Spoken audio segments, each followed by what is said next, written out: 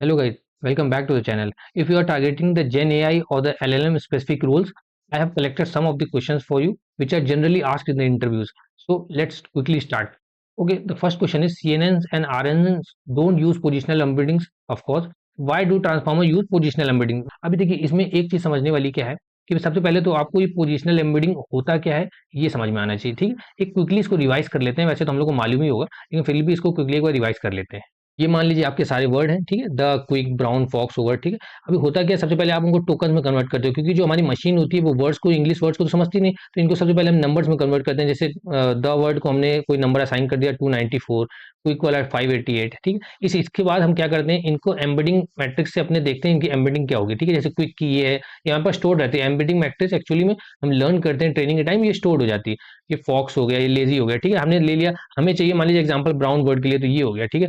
अब इसी same dimension का जो हमारे एम्बेडिंग का डायमेंशन होगा, उसी की सेम लेंथ का हम यहाँ पे एक वेक्टर लेते हैं और इसको फिल करते हैं। जो भी देखिए इवन पोजीशन होगी उसको इस फॉर्मूले से फिल करते हैं। ये फॉर्मूला आपने डेफिनेटली पेपर्स में देखा होगा, attention is all you need वाले में।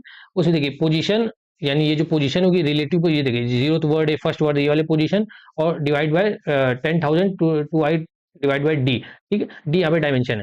तो ऑड पोजीशन के लिए यहाँ पे कॉस करते हैं, ठीक है। तो सेम लेंथ का हमारे पास मैट्रिक्स आ जाता है, दोनों को हम लोग ऐड कर देते हैं। यही जो हमारा होता है, ये हमारा फाइनल एम्बेडिंग मैट्रिक्स होता है जिसमें कि पोजीशन की इंफॉर्मेशन भी इंक्लूडेड होती है, ठीक है। तो ये तो था हमारा बेसिक पोजिशनल एम्बेडिंग, हम इंक्लूड कैसे करते हैं, क्या होता है, ठीक है। अब हम समझते हैं कि आरएनएन और सीएनएन में क्यों नहीं चाहिए होती है और पोजिशनल एम्बेडिंग ट्रांसफॉर्मर में क्यों चाहिए होती है, ठीक है। अब ये देखिए आरएनएन में क्या होता है, जैसे या फिर आपका एलएसटीएम ले लीजिए, उसमें क्या होता है, जैसे t equal to time zero में आप ये पहला वर्ड इनपुट करते हो द, ठीक है। उसके बाद टी इक्वल टू वन अगले टाइम स्टेप में आप कैट वर्ड इंक्लूड करते हो, और जो प्रीवियस स्टेट थी उसको एज ए हिडन आपको ये इनपुट आ जाता है। मतलब प्रीवियस स्टेट का जो आउटपुट होता है वो सेकंड स्टेट के लिए इनपुट हो जाता है, ठीक है। थर्ड में आप third word t equal to three में बेसिकली आप थर्ड वर्ड देते हो, फिर फोर्थ वर्ड देते हो, यानी टाइम वाइज यहाँ पे एक एक करके वर्ड जाता है। तो जो हमारी मशीन है, मान लीजिए आरएनएन का हमारा मॉडल है, वो समझता है सबसे पहले सबसे पहला वर्ड आया, फिर सेकंड आया। क्योंकि इसी यही एक कारण भी था कि ये इतना स्लो होते हैं आरएनएन, क्योंकि हम वन बाय वन एक एक वर्ड को प्रोसेस कर रहे हैं, ठीक है। वहीं ये प्रॉब्लम हमारी ट्रांसफॉर्मर ने सॉल्व की। द कैट इज बैक, हम एक साथ चारों को इनपुट करते हैं। अब यही इसका प्रॉब्लम का कारण भी बना। अगर हम चारों वर्ड को एक साथ दे देंगे द कैट इज ब्लैक, तो फिर हमारा ये जो एनकोडर है कैसे समझेगा कि ऑर्डर क्या है, चारों तो एक साथ गए मशीन के अंदर। तो इसीलिए हमें पोजिशनल एम्बेडिंग ऐड करनी पड़ती है। द वाले एम्बेडिंग वेक्टर के साथ हम यहाँ पे इसकी पोजिशनल एम्बेडिंग मान लीजिए जीरो है तो वो ऐड कर देते हैं कैट की कैट में।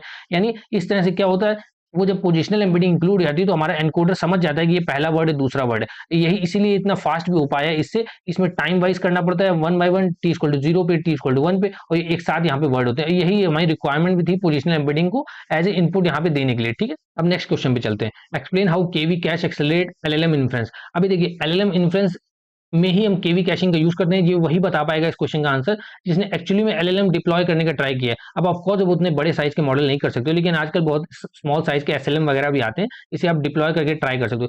केवी कैशिंग वहीं पे यूज होती है। आप नहीं चाहोगे जो यूजर है, जो आपका बेसिकली इन्फ्लुएंस हो रहा है आपका एलएलएम, उसमें उसको काफी डिले टाइम आए, उसी के लिए हम केवी कैशिंग करते हैं, स्टोर करके रखते हैं, ठीक है। सबसे पहले एक बार आपको एक बेसिक प्रोसेस देते हैं यहाँ पे एलएलएम कैसे काम करता है, ठीक है। अब ये देखिए सबसे पहले मान लीजिए हमारे पास सेंटेंस है आई एम ए स्टूडेंट, ठीक है। ये 4 डायमेंशन के यहाँ पे वेक्टर होने वाला है, ठीक है। एम्बेडिंग वेक्टर में डिसाइड कर लिया। अब ये जो डब्ल्यू वाली मैट्रिक्स होती है क्यू के वी, ये आपको पता है लर्नेबल पैरामीटर जो हम ट्रेनिंग के टाइम लर्न करते हैं, ठीक है। उसके बाद इनसे हम इसको प्रोजेक्शन के साथ, प्रोजेक्शन करने के बाद इन दोनों को मल्टीप्लाई करते हैं, इन दोनों मैट्रिक्स का, तो हमें पे क्यू के वी मिल जाते हैं, ठीक है। अब चूंकि देखिए 4x4 का था, ये 4x2 का था, तो ये रिजल्ट होगा 4x2 का आ जाएगा तीनों, ठीक है। अब उसके बाद क्वेरी और की दोनों को मल्टीप्लाई करते हैं। अब डायरेक्ट मल्टीप्लाई नहीं हो सकता इन मैट्रिक्स का, क्योंकि ये सेमी डायमेंशन का क्यू के का हमें ट्रांसपोज करना पड़ता है, तो दोनों को हमने ट्रांसपोज कर दिया। रूट डिवाइड करते हैं रूट डी के से, क्यों, देखिए जब इन मैट्रिक्स का मल्टीप्लाई करते हो तो वेरिएंस बढ़ जाता है, तो वेरिएंस को रिड्यूस करने के लिए हम डायमेंशन ऑफ की मैट्रिक्स, यानी ये इसके डायमेंशन के साथ हम यहाँ पे डिवाइड कर देते हैं, और फिर ताकि इनका रिजल्टेंट जो आए वो हमें एक प्रोबेबिलिटीज के टर्म मिले, तो हम उसके सॉफ्ट मैक्स ले लेते हैं, ठीक है। जो रिजल्ट आता है हमारे पास अटेंशन स्कोर आता है बेसिकली, उसका हम लोग इस जो लास्ट में जो वैल्यू वाला मैट्रिक्स था इससे मल्टीप्लाई कर देते हैं, तो हमारा फाइनल अटेंशन वेट वगैरह आ जाते हैं, ठीक है।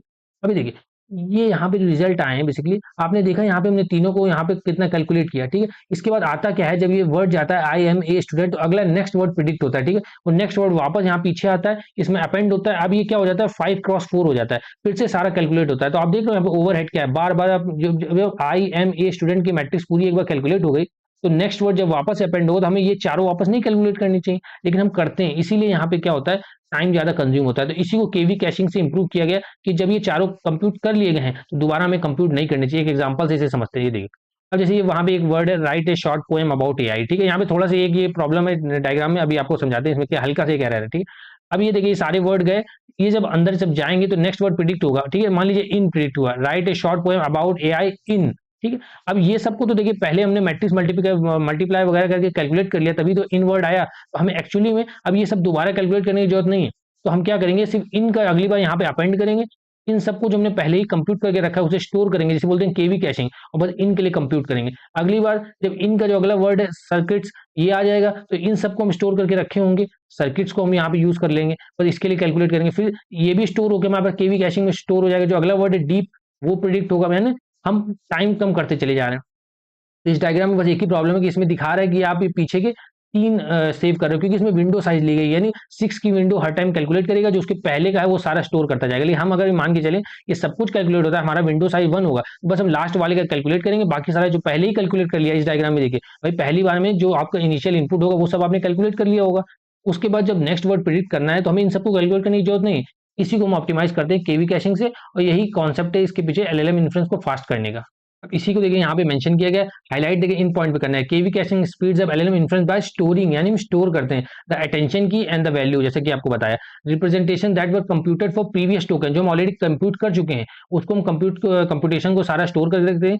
This allows the model to reuse them instead of recalculating them at each decoding step. मतलब जो हम नेक्स्ट न्यू वर्ड के लिए प्रेडिक्ट कर रहे हैं तो अब तक जो कैलकुलेट कर लिया उसको दोबारा कैलकुलेट करने की जरूरत नहीं है। ड्यूरिंग टेक्स्ट जनरेशन, यानी ये टेक्स्ट जनरेशन के टाइम होता है, इन्फ्रेंस के time, only the query for the latest token is computer, जो अभी अभी प्रिडिक्ट होकर वर्ड आया है सिर्फ उसके लिए हम कैलकुलेट करेंगे, क्योंकि वो नया वर्ड है, बाकी सारा हमारा स्टोर रहता है। And then combined with the cache KV in vector, जो हमने केवी स्टोर कर रखा है उसी में हम अपेंड करते हैं ऑलरेडी कंप्यूटर वाले के साथ नए वर्ड का, और फिर आगे का कैलकुलेशन करते हैं, significantly reducing the redundant computation, जो बार बार हमें कंप्यूटेशन नहीं करना पड़ता है, ठीक। अब हम लोग जल्दी से थर्ड क्वेश्चन में चलते हैं।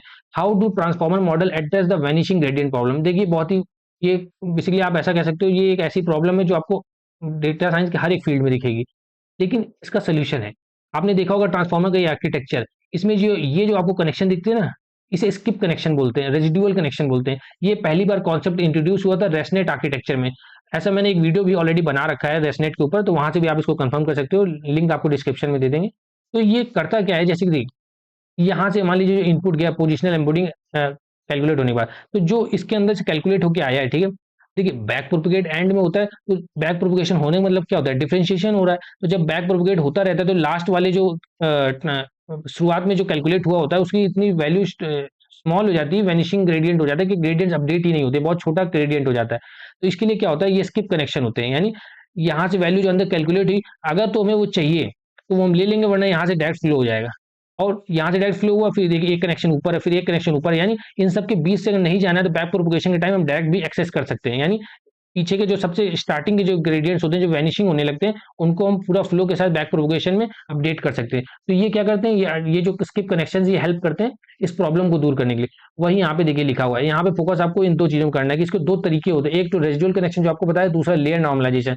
लेयर नॉर्मलाइजेशन हर लेयर के बाद होता है ना, यहाँ पे देखिए आपको डायग्राम में भी दिख जाएगा, इस जगह पे ये देखो एड एंड नॉर्म, ये जो नॉर्म है यहाँ पे ये लेयर नॉर्मलाइजेशन है, ठीक है। वही यहाँ पे देखिए लिखा हुआ है कि transformer address the vanishing gradient problem primarily through the use of residual connection, जो कि हमारे रेजनेट में भी होते हैं, एंड लेयर नॉर्मलाइजेशन, दोनों ही हेल्प करते हैं। Residual connections allow gradients to flow directly through the network by adding the input of a layer to the its output, यानी हम जो स्किप कनेक्शन बनाए उससे डायरेक्ट हमारा इनपुट जो ग्रेडियंट्स होते हैं वो फ्लो कर जाते हैं, प्रिवेंटिंग ग्रेडियंट्स फ्रॉम श्रिंकिंग, यानी बहुत छोटे नहीं हो पाते, यानी ऑलमोस्ट अगर जीरो हो जाएंगे तो अपडेट नहीं होते ड्यूरिंग बैक प्रोपोगेशन।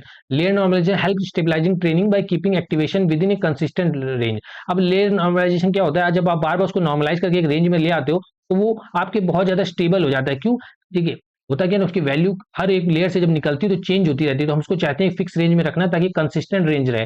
वही यहाँ पे हेल्प होता है लेयर नॉर्मलाइजेशन, इसके बारे में आप और पढ़ सकते हो। Which control the scale of the gradients, क्या स्केल रहेगा, किस रेंज में रहेगा। Additionally the self attention mechanism enables direct information flow between token reducing the depth of dependency, यानी जो लॉन्ग टर्म डिपेंडेंसी होती है, यानी कि जो बहुत पीछे के ग्रेडियंट होते हैं उससे प्रॉब्लम से हमें सोल्यूशन मिलता है, and further mitigating the gradient vanishing. अब अगले क्वेश्चन में चलते हैं। What is tokenization and why is it necessary in LLMs. ये अभी आपको बताया था फर्स्ट क्वेश्चन में, उसी का एक बार से आप फर्स्ट पार्ट मान सकते हो, क्योंकि वो सेकंड पार्ट था ना। पोजिशनल एम्बेडिंग बाद में होती है टोकनाइजेशन की। तो टोकनाइजेशन के देखिए कई तरीके होते हैं, एक पहले आपको फ्लो दिखा देते हैं, वर्ड कैसे करता है, वर्क कैसे करता है। सबसे पहले आपको एक सेंटेंस है, hello word how are you doing today, ठीक है।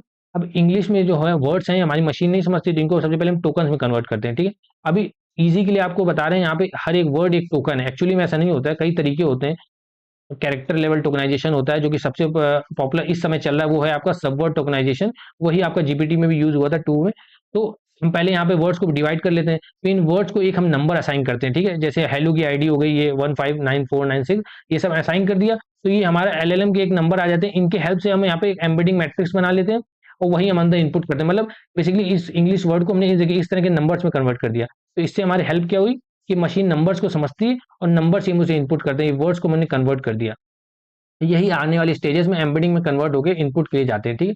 तो यहाँ पे आंसर क्या है, ये फोकस करने वाली लाइन है। तो आंसर है tokenization is the process of converting raw text into smaller discrete unit called tokens which can be word, sub word और कैरेक्टर। ये वो 3 टाइप है जो आपको बताया। वर्ड लेवल टोकनाइजेशन होता है, सब वर्ड और कैरेक्टर। सब वर्ड सबसे ज्यादा पॉपुलर है और सबसे ज्यादा एफिशिएंट भी है।